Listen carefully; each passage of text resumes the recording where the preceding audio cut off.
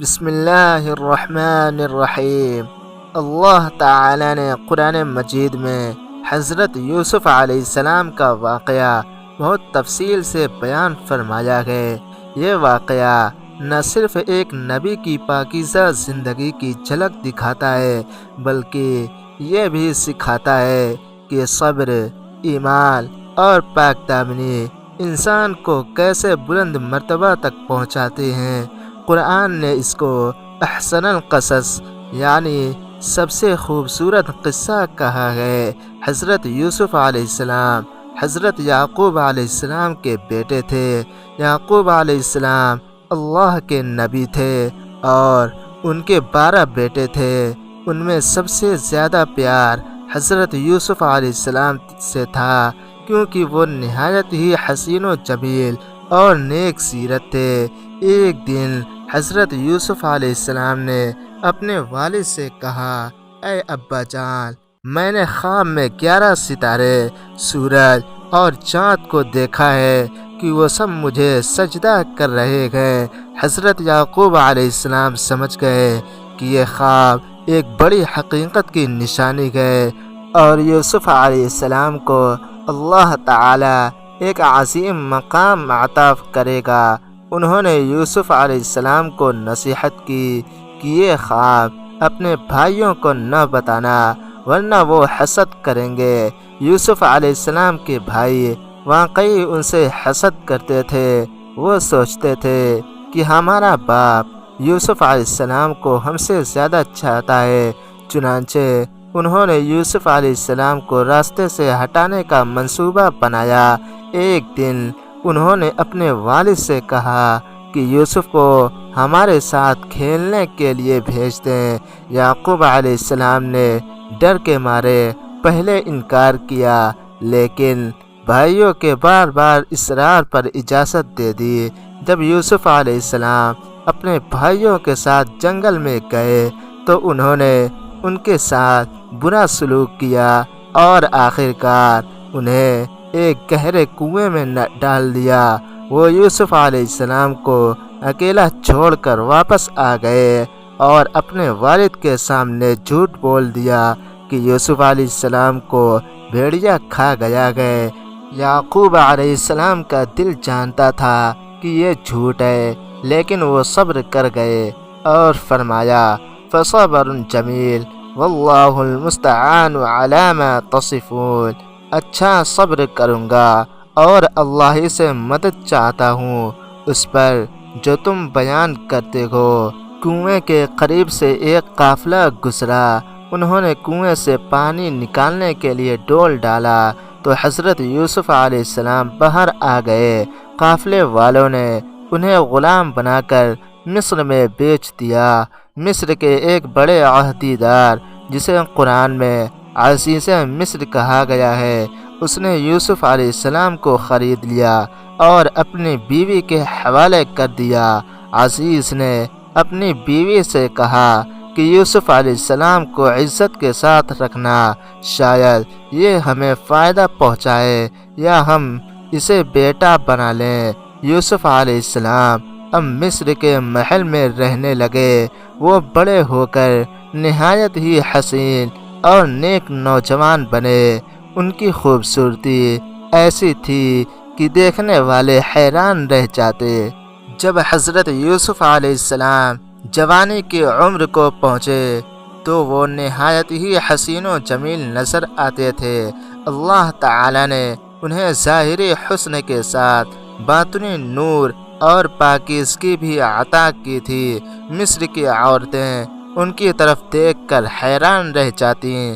عزیز مصر کی بیوی، جسے قرآن امرأۃ العزیز کہتا ہے، تاریخ میں زلیخا کے نام سے مشہور ہے۔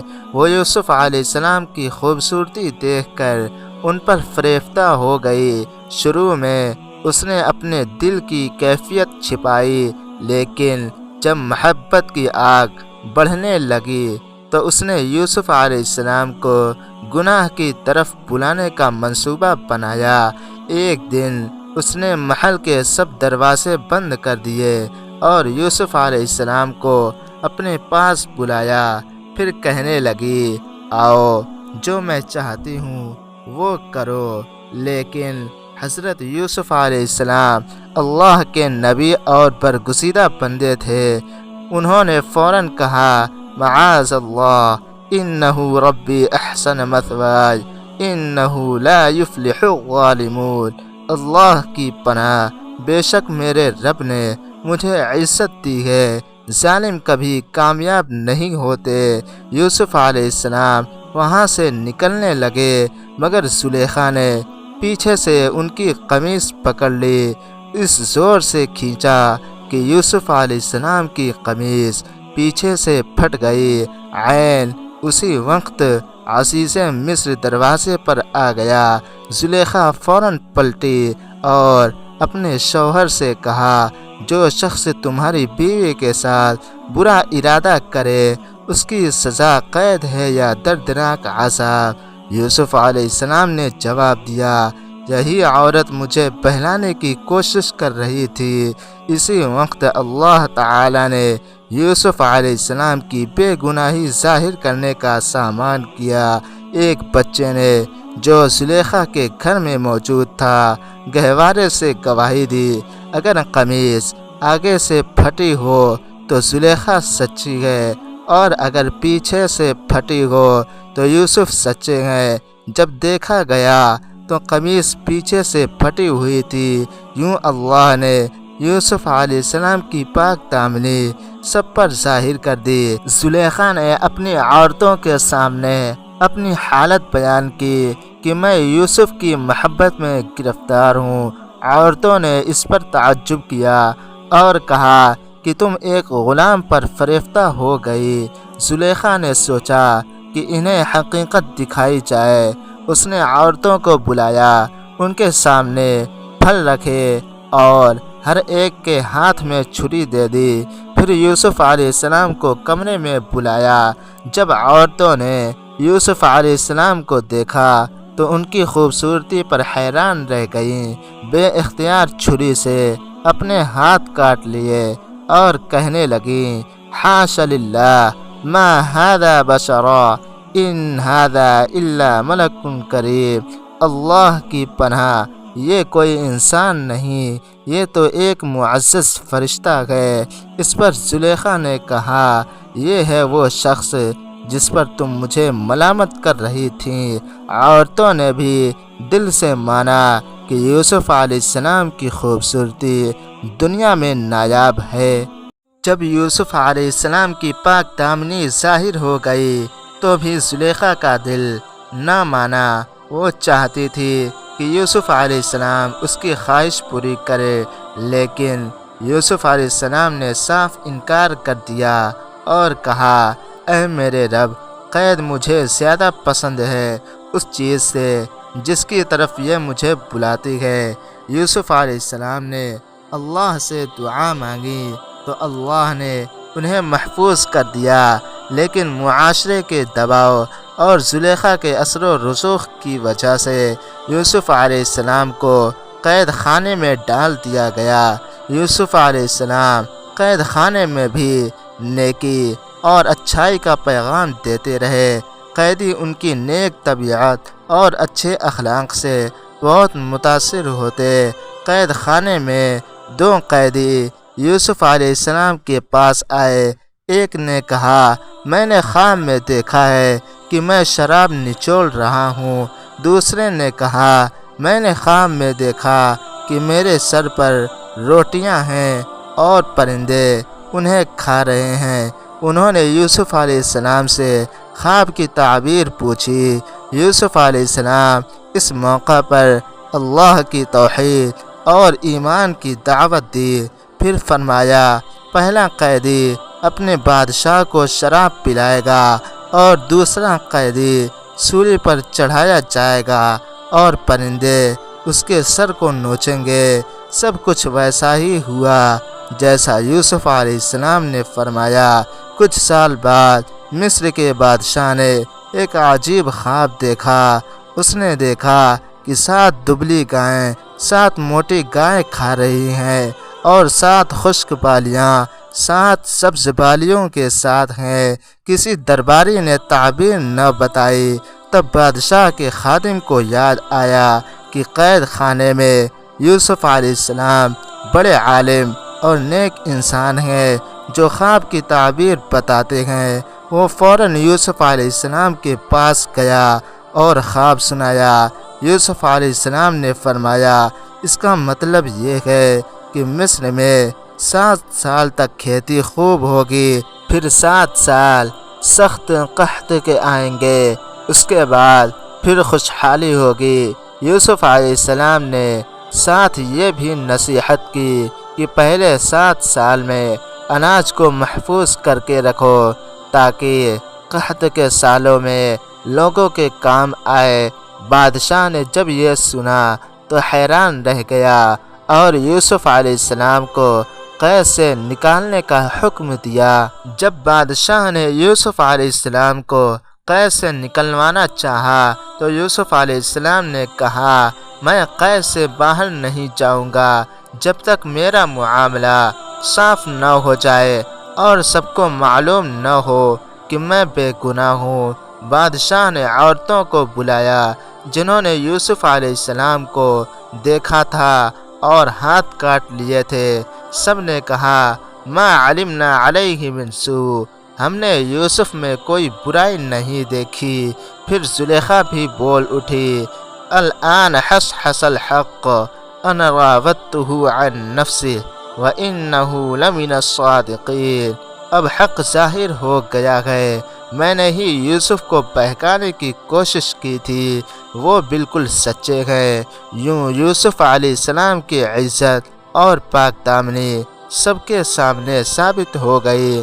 بادشاہ نے جب یوسف علیہ السلام کی عقل و دانائی دیکھی تو کہا، آپ آج سے ہمارے دربار میں معتبر اور خاص آدمی ہیں۔ یوسف علیہ السلام نے فرمایا، مجھے زمین کے خزانوں پر مقرر کیجیے، میں حفاظت کرنے والا اور علم رکھنے والا ہوں۔ بادشاہ نے یوسف علیہ السلام کو مصر کا وزیر خزانہ بنایا۔